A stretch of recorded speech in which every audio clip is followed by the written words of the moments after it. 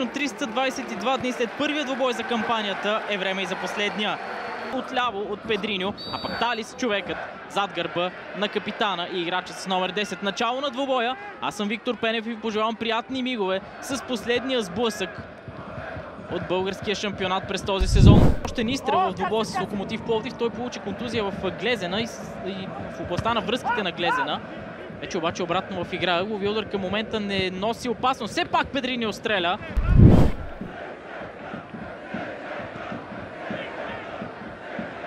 Талис успя да задържи топката в очертанията и да центрира опасно шанс за гостите и това е 1-0. Неделко Пищевич успява да открие резултата в 30-та минута.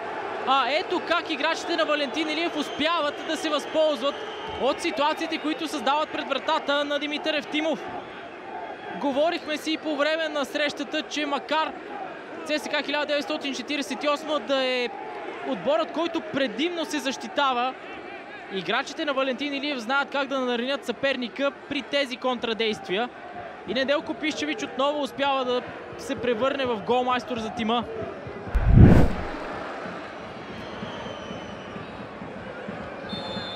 Гол обаче тук няма да има.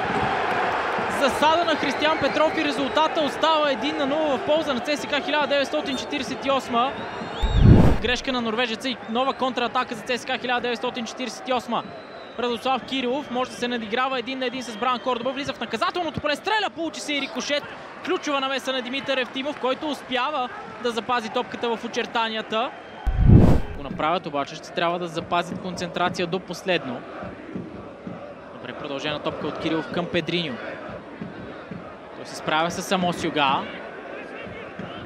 Комбинира и с Талис. Ениса Нянк не се справи добре в случая. Изстрел след това на Талис. Амос Юга се постави в много трудна ситуация. Педриньо в наказателното поле. Изстрел на Педриньо ограда. Каква възможност само за гостите да отбележат второ попадение. Необясними бяха действията в ситуацията и на Тибо Вион. Именно бразилеца е зад топката. По засилката му сякаш ще опита изпълнение от много далечно разстояние. Точно това прави Педриньо! Какво попадение! 2-0 в полза на ЦСКА 1948. Ние видяхме едно от изпълнението не само на сезона, а от изпълненията на последните години в българския футбол.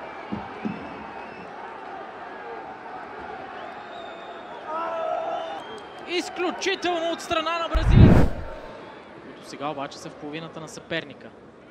Педриньо технично продължава. Не бе готов Уолс Каршем за действията си в защита. Радослав Киров към Риан Даскалов. Свободно пространство за Риан Даскалов. Той още надясно към Бирсент Карагерен. Финтове на Карагерен вече в наказателното поле. Топката е върната. Изстрел на Джонатан Перейра. Карагерен след това още един изстрел. Той е блокиран. Истински хаос в наказателното поле, който завършва без опасност.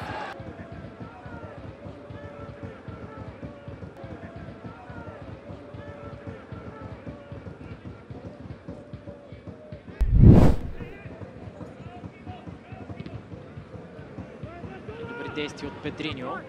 Бран Кордоба обаче след това не се справи добре, губи топката и дава възможност за ново контранападение за съперника. Радослав Кирилов стреля покрай вратата.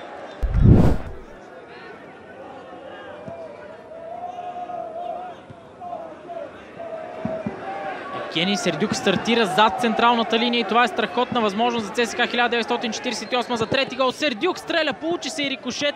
Топката минава покрай вратата. Още един ъгълов удар ще има в ситуацията. А играчите на Валентин Илиев ще направят всичко възможно, за да запазят топката до флагчето за ъглови удар или по-скоро не, влизане в наказателното поле и нова възможност. Никола Илиев с изстрел. Димитър Евтимов отново се намесва. Ако не бяха спасяванията от страна на вратаря, то резултатът можеше да бъде коренно различен. Топузов с добро обръщане. Решава да стреля след това Топузов. Още веднъж Димитър Евтимов се намесва.